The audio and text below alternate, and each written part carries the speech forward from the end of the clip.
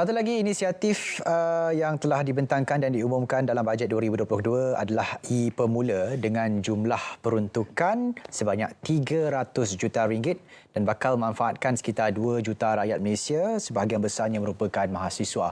Dan itu antara topik yang kita akan bincangkan berkenaan dengan e-Pemula meringankan beban kewangan mahasiswa. Bersama dengan dua orang tetamu pada hari ini iaitu Wan Amsyah Hadi Wan Mahadi, Timbalan Presiden Majlis Perundingan Pelajar Kebangsaan MPPK, YDP Majlis Perwakilan Pelajar Universiti Tun Hussein On Malaysia UTHM.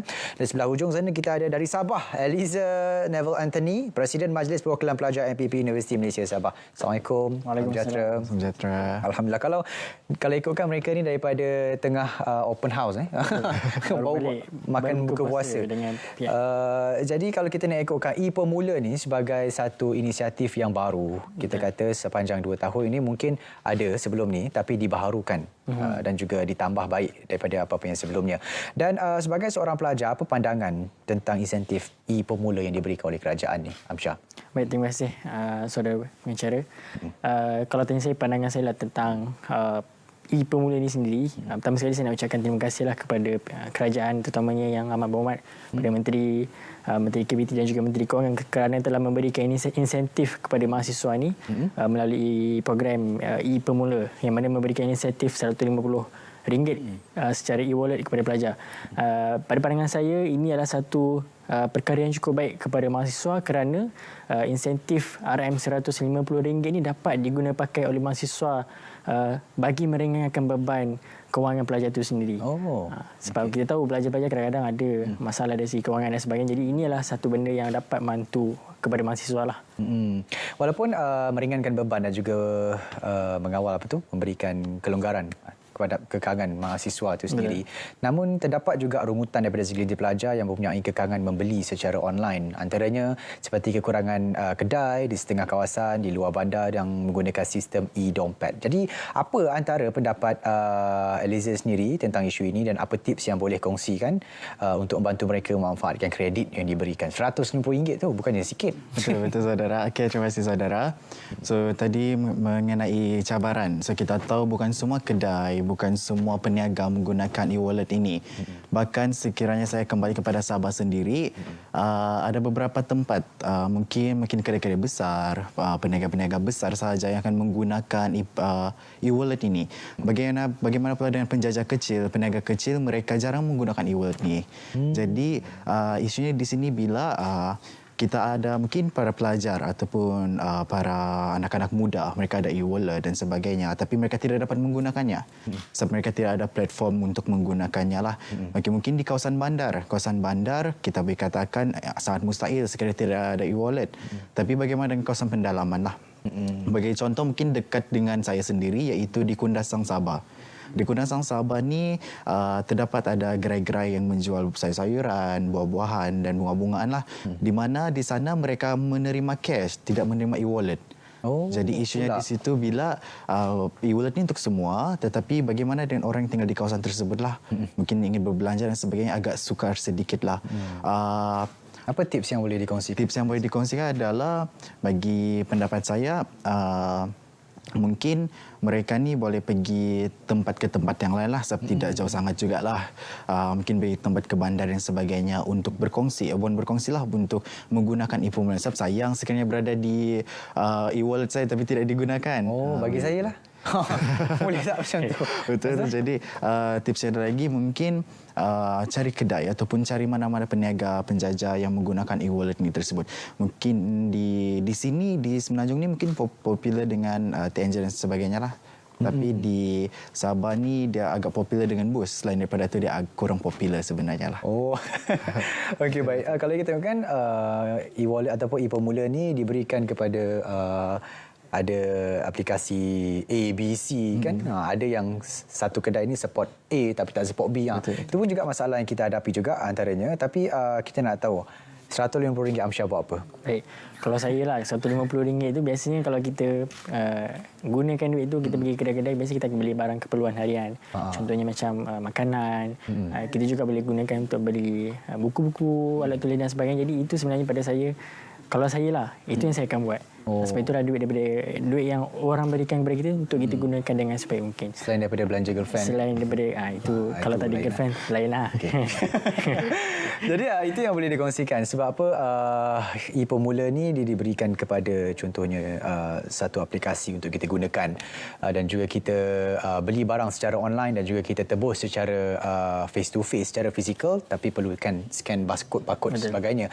Namun jika ia tak dapat bersama ataupun tak dapat kita gunakan di kedai-kedai seperti yang Aliza katakan tadi di pedalaman dan sebagainya, mungkin mereka boleh gunakan apa yang Aliza katakan tadi, pergi ke kedai yang ada juga untuk kita habiskan duit RM150 itu bukannya sikit kan. Betul. Tadi ada juga segelintir pelajar yang masih keliru dengan fungsi e-dompet yang boleh untuk menggunakan kredit e-Pemula dengan online shopping.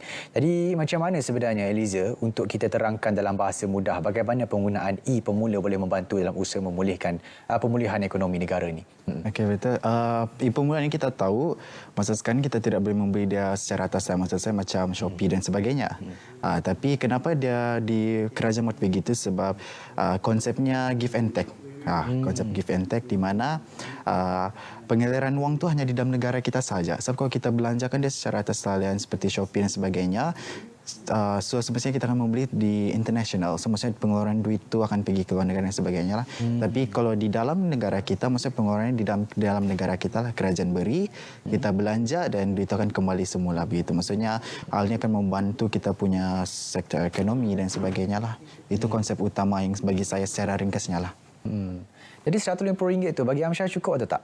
Bagi saya kalau boleh tambahkan lagi boleh tambah lagi. Boleh. Sebab kadang-kadang kita betul lah, sebab kita sebagai seorang wisata kadang-kadang 150 tu nampak nilai besar, tapi bila beli dah tak ada, dah habis.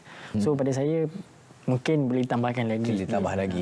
Kalau ditambah dengan mungkin satu isu terbaru berkenaan dengan peranti keluarga siswa, mungkin boleh Amsyar terangkan sikit, cakap sikit berkenaan dengan tu.